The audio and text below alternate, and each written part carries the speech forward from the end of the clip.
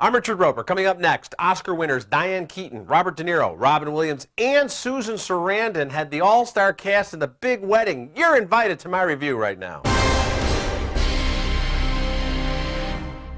Keeping up with all the characters in The Big Wedding is kind of like trying to remember the names of everyone you meet at a big wedding. There are far too many storylines here crammed into a 90-minute movie with a sitcom setup. The Big Wedding is one of those movies in which nearly everyone is required to go along with a lie that never really needs to be told in the first place. In this case, Diane Keaton's Ellie and Robert De Niro's Don have to pretend to be married 10 years after they split because their adopted son's biological mother, who's from Colombia, doesn't approve of divorce. She gave up her only son so that I could have a chance at a better life. And now she left Colombia only to find out that I've been lying about being raised by heathens for the past 15 years. No offense.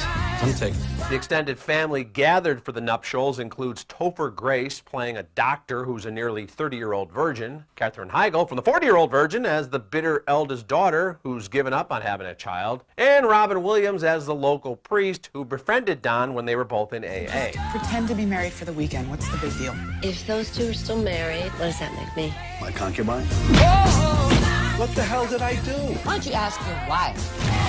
For such a mostly lighthearted ensemble romp, The Big Wedding easily merits its R rating. In addition to the most gratuitous nude scene in recent motion picture history, there's some pretty nasty dialogue, most of it spewed by the elder generation. Now, I gotta say, there's not a bad performance in this movie. De Niro, Keaton, and Sarandon are particularly good. What a surprise.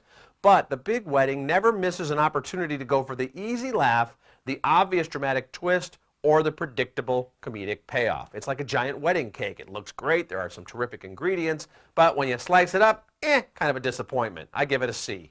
I'm Richard Roeper. You can get all my reviews at richardroeper.com and on Reels.